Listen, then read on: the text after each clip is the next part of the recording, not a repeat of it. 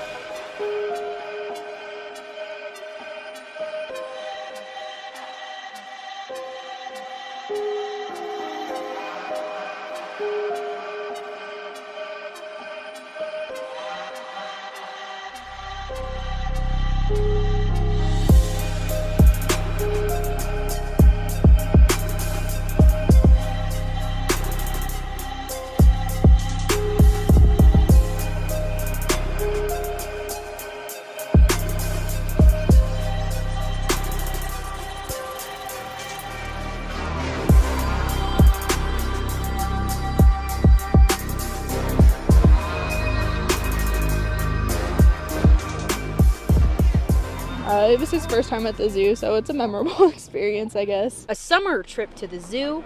We're enjoying it, and then all of a sudden the weather got kind of bad.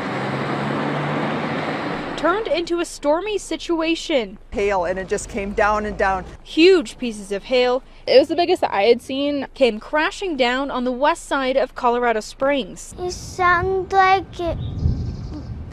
pans fell on the floor, leaving behind a trail of broken glass, cracked windshields, and even damaging homes. I've lived here for 5 years, and this was the first time that we've ever been in the hailstorm, so it was definitely more scary having, the baby in it. More than 3,000 zoogoers were bussed out. It's just overwhelming. To an evacuation shelter at Cheyenne Mountain High School. Seeing everybody's car, everyone didn't have windshields, and so it was kind of sucked knowing that we were going to see that on our car too. Hours later, car owners coming back to check out the damage. Went and looked at our van, and every vehicle in the parking lot was destroyed. A dangerous hailstorm that hit Colorado. It injured more than a dozen people, destroyed hundreds of cars. ABC's Clayton Sandell is there in Colorado Springs with the latest. Good morning, Clayton. Hey, George, we are here in the parking lot of the Cheyenne Mountain Zoo, and look at these cars. This windshield, this back windshield, completely smashed out. And look at the dents here. This will give you an idea of what softball-sized hail can do. There is shattered glass and pieces of cars all over the ground. These are just a few of the hundreds of cars here that after this freak hailstorm were undrivable. People trapped in cars by icy projectiles said the hailstorm sounded like gunfire. The Cheyenne Mountain Zoo in Colorado Springs pummeled, 14 people injured, 5 seriously. The hail was so hard. My daughter got taken to the hospital. Grizzly bears bombarded, scrambling for shelter as softball-sized hailstones come crashing down. The zoo walkways cleared as more than 3,000 people took cover. The downpour echoing inside as the storm knocks tree branches to the ground. The massive chunks of hail shattering windows, damaging 300 cars, sending debris flying and damaging homes. On the roads, drivers forced to pull over. This cop car's windows shattered, and this dashboard taking a major hit from the tennis ball-sized ice. Back windows shattered to pieces. The zoo says they did lose a couple of animals. Others were injured. They are closed today. You can see these tow trucks here are coming in. The zoo will be closed so they can tow all these cars out of here. Much of Australia's pastoral heartland has turned to dust. In New South Wales, farmers like Cole Barton are getting desperate. I was a boy in 65 drought. I was only 16-year-old, come home from school, and that was pretty horrendous drought. That was known to be the father of all droughts, but this one is far worse. It's been one of the driest years on record.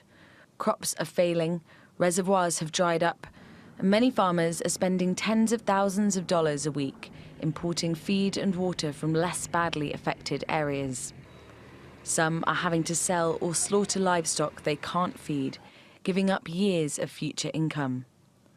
Authorities are providing more than $1 billion in drought relief packages, but say this is uncharted territory.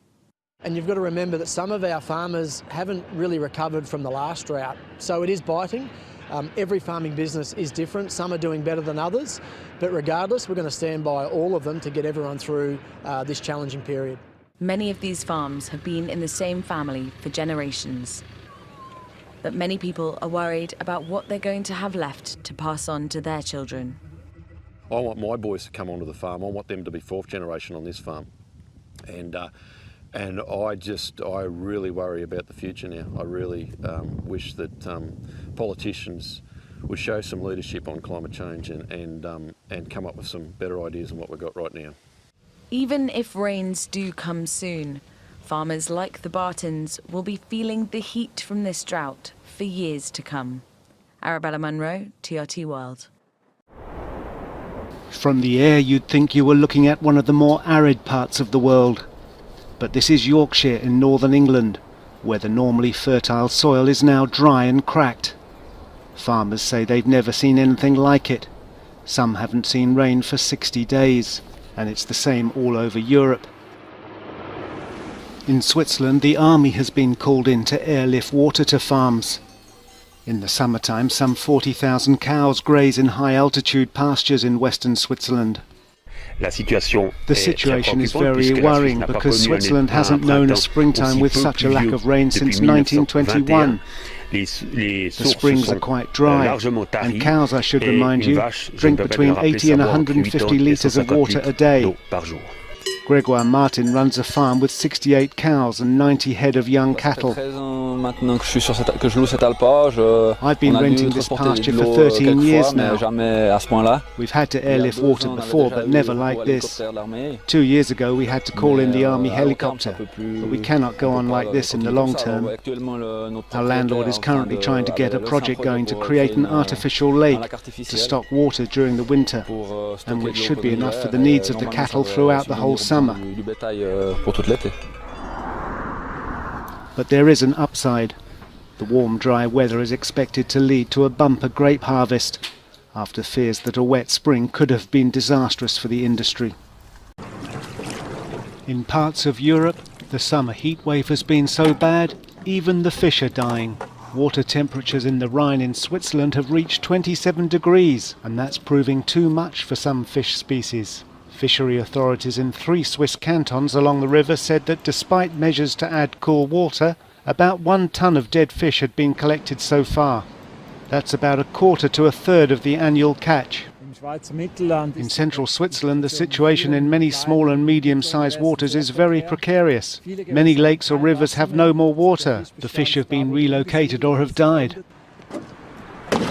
The authorities fear a repeat of the 2003 heat wave, when 90% of the entire grayling population died. But the problem is not confined to Switzerland. This is the Ulster River, a tributary of the Elbe in the German city of Hamburg. The rising heat has lowered oxygen levels in the water, making it hard for fish to survive. Europe is experiencing a prolonged heat wave, coupled with a drought that's reduced river flows across much of the continent. The city authorities are even moving its famous Ulster swans to cooler climes, and that could be a problem. According to local legend, Hamburg will only remain prosperous and free while the swans are there.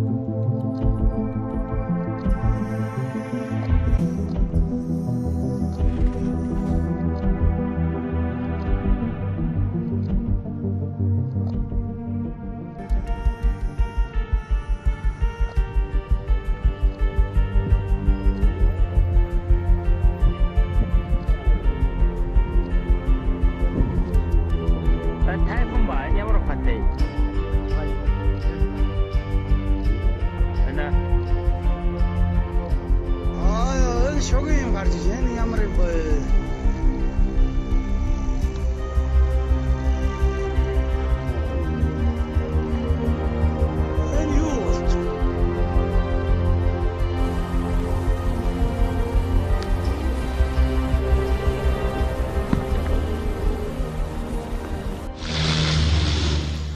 1,400 firefighters are still trying to bring a wildfire in southern Portugal under control. The blaze in the Monchique district of the Algarve raged over the weekend, and the operation against it has been hampered by near record high temperatures. The flames have now spread closer to the coast and the municipalities of Silves and Portimão. The Algarve is also a popular area for tourists. 80% of the forest is eucalyptus, and I bet if there weren't so many eucalyptus trees it wouldn't be so bad like this. Portugal has to wake up and not give in to economic interest. The progress of the fire can be seen from space. It's already destroyed over 21,000 hectares according to experts. That's about half of the area that tore through the region in 2003. In neighbouring Spain, emergency services were engaged on Wednesday in tackling a major wildfire in the forest of Luchant, around 80 kilometres south of Valencia. The blaze has already forced the evacuation of around 2,500 people, and the authorities say the situation remains complicated. Well, firefighters are battling the weather as well as the flames from a wildfire in northwestern British Columbia. The alkali fire is threatening Telegraph Creek. BC's Wildfire Service says high winds and dry conditions are making it harder for fire crews working to protect the remote community. And as Tanya Fletcher tells us, the flames are already destroying buildings and forcing people out. This is a 5-hour drive south of the Alaska border, a small community of about 300 people, most of them members of the Tahltan First Nation. They were ordered to leave Sunday. Then yesterday, Chief Richard McLean delivered this heartbreaking news. 27 structures lost in Telegraph. So look at 35–40% structural loss there right now. But it is still going, and the fire is burning, so it is happening. We are assembling and trying to get our ground crews on site as soon as possible. Evacuees still don't know which homes have been lost and which ones are still standing. Anita McPhee fled the fire with her young daughter on the weekend. There was so much smoke when we left Telegraph that, like, the sun was actually red. I just feel really devastated for our community and for our family. And the thing is that, you know, nobody got hurt. Everybody is safe. And we're a strong community and we're all together. And strength is what they'll need for weeks to come. McPhee doesn't know when they'll be able to go back, but in the meantime, she's helping to coordinate donation drop-offs to get emergency supplies to evacuees who need them most. Okay, this is something else. I'm at the Margaret Bruce Beach Campground, and this is where the restroom was. The building was lifted off its foundation, and the toilets were there, left behind, mostly still intact. There's 3 out of 4 that are still here. Water's still in the toilet. The cleaning equipment is still there. And the building actually went up in the air, hit the power line, and kind of pinned the line down, brought down this power pole, and there lays the wreckage. That is the master bedroom. You can see some of the walls are standing, but the roof is completely gone. But if we move along here, that's where the kitchen was. Walls and roof gone. They're not even sure where some of those walls ended up. The residents that lived here were actually found pinned beneath debris in the kitchen. They are alive and well. I'll definitely be bringing you that story, as it was quite a scary ordeal. Actually, right here on the side of Highway 50, we can see a home that was thankfully abandoned at the time. No one was home. A tornado completely destroyed this property here. You can also see a large tree back there where big limbs have been twisted completely off.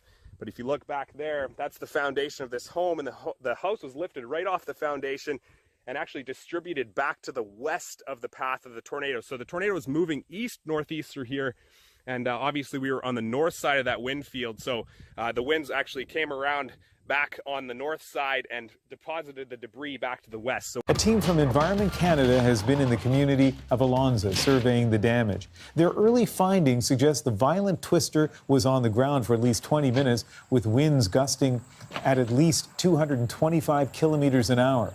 And at one point, the tornado was 800 meters wide. Now, despite an alert going out to residents, some didn't receive the warning on their cell phones. As Aaron Broman reports, that is prompting calls for change. In an instant, everything changed for the Olischuk's. They lost vehicles, a herd of cows, and the family shop. And now Diane Olischuk is angry that many didn't see it coming. Somebody, please do something. This is ridiculous. All day, there had been severe thunderstorm warnings. The Alert Ready system sent out a tornado warning at 8:17 p.m. Most people in the Alonza area didn't get it on their cell phones. And 13 minutes later, the tornado touched down. So why didn't they hear this? Our cell service has been gone for almost a month. Bell MTS says it has been working on upgrading the area to a faster LTE data network. In June, it made changes to cell phone towers, which resulted in better coverage for some areas, but worse for Alonza. Most of their phones don't work.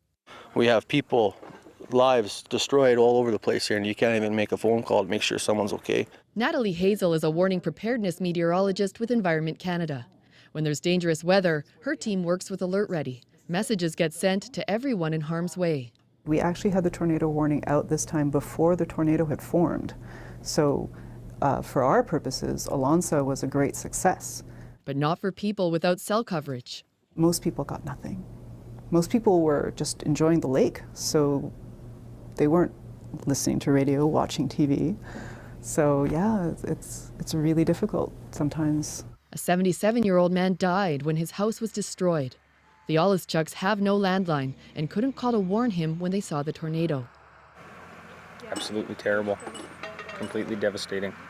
Right, so we identified 10 feedback loops in this paper, which we can basically group into 3 categories. The first of all is those in the biosphere. If we start degrading the biosphere, and this could be amplified by climate change, then we might get emissions of carbon from boreal and tropical forests. We've already seen the wildfires that have happened this summer. That's emitting a lot of carbon dioxide. The second is if we melt a lot of snow and ice due to warming climate, then that will lead to more absorption of radiation. And the third is emitting carbon from some of the big stores, such as permafrost, which could happen under a warming climate. Yeah, so essentially these positive feedback loops mean that whatever we do now, it's almost too late, essentially. Under the Paris Climate Change Agreement, the agreement was made that we would try and keep below the 2 degrees centigrade rise in temperature by the end of the century. Is that enough? 2 degrees is right on the border. In the assessment that we make in this paper is that some of these tipping points will start to kick in right at the 2 degree level. If we go past 2 degrees, then we risk triggering a cascade of these tipping points that could push us all the way to the hothouse Earth.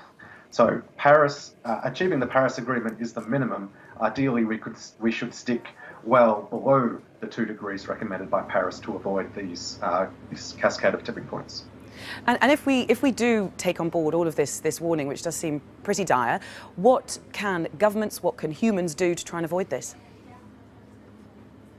So the sorts of things that we have to do are already pretty well known. It's just a matter of making the will to do it. So things like decarbonising the economy so that we don't pump any more carbon into the atmosphere. Things like protecting the stores of carbon that we have in our forests already and possibly drawing down more carbon through biosphere sequestration. And then also the sorts of societal changes like behavioural shifts, technology shifts, shifts in the values in how we relate to the planet, what's needed to make all these transitions a lot easier. And I guess, of course, we should mention that this isn't conclusive evidence as yet, but it certainly paints a fairly depressing picture. Dr. Stephen Lade, thank you very much. Across the street here in Toronto. Oh my God! It's up to our ankles. Oh my it's up to our knees here in Toronto. Oh my God! How the hell? We just went down a sewer. Oh my God! How are we supposed to get through this? Oh my God! Oh, we're gonna be beautiful. That's the road we gotta go up. That's the highway home. Can't cross.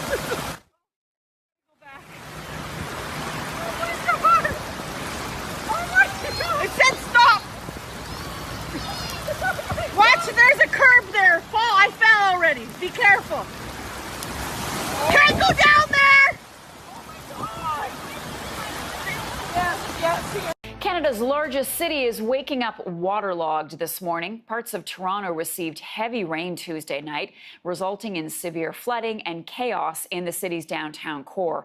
CTV's Erin Paul is following the story. She starts us off this morning. Erin, what are Torontonians waking up to?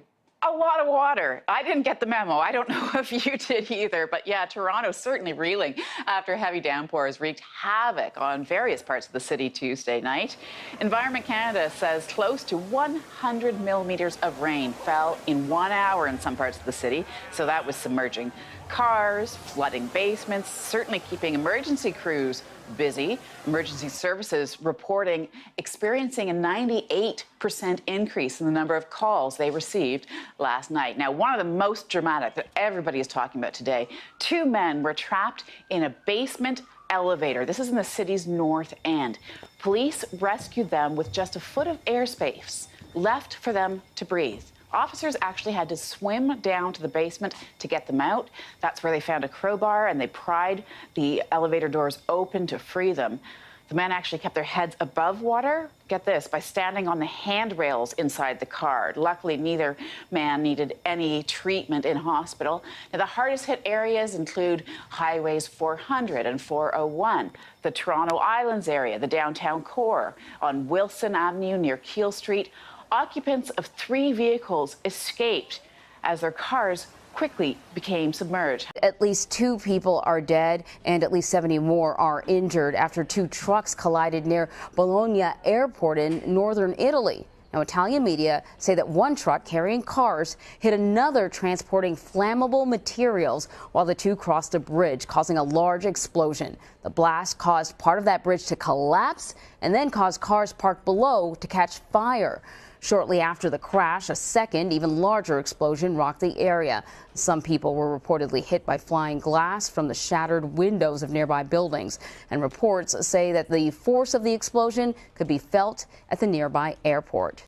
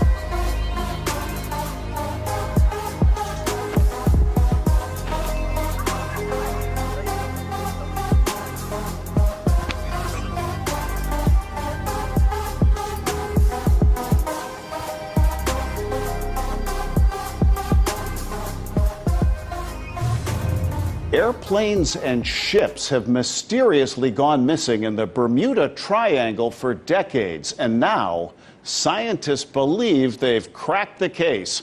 RT's Natasha Sweet has more. Despite the various theories that scientists have come up with to explain why things disappear in the Bermuda Triangle, now they believe there's a simple explanation. What you see right here, a wave, might be the answer.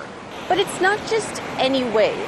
Experts from the University of Southampton in the UK say the mystery can be explained by a natural phenomenon known as rogue waves. Rogue waves last only a few minutes and have measured 100 feet high. They were first observed off the coast of South Africa in 1997 by satellite. Over the last century, airplanes and ships have gone missing in this area of the Atlantic. This crew went missing in 1945 flying off the coast of Florida.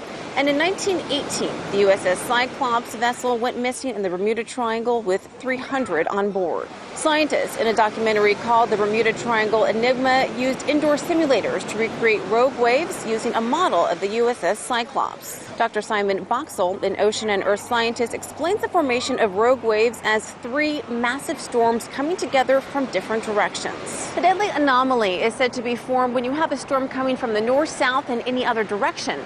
And according to Boxall, the other direction is typically coming from Florida.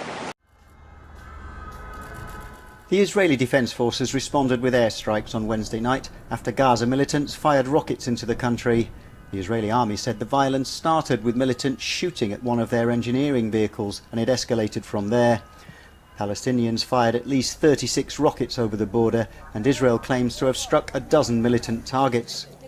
Some of the rockets fired from Gaza were reported to have been intercepted by Israel's Iron Dome defense system. The continued fighting comes as Egypt attempts to broker a broad ceasefire deal between Israel and Hamas and avert a fourth war in a decade. Morning, Tammy. We're following the ongoing developments between this diplomatic dispute between Canada and Saudi Arabia, with Canada criticizing Saudi Arabia on human rights and the Saudis retaliating quite swiftly. Yesterday, reports indicating that Saudi Arabia would be looking to sell Canadian assets. Now, a statement by the energy minister in Saudi Arabia saying that oil is not part of that equation. The trade of oil is free from political influence. Now, there's some question, actually, how much trade between these two countries actually tallies in an absolute dollar term. It's estimated around $3 billion, much of that coming from Saudi Arabia in the trade of oil. Canada exports about $1.1 billion worth of goods to Saudi Arabia each year. But put that in perspective, that's 0.2% of all Canadian international trade. Evidence that the tick population is growing. Lyme disease can be found in all 50 states plus Washington, D.C. Now, that's according to a recent analysis from Quest Diagnostics, which reviewed 6 million lab tests over an 8-year period. The number of positive tests of the tick-borne illness have steadily increased nationwide since 2014. Pennsylvania is showing the highest number of cases.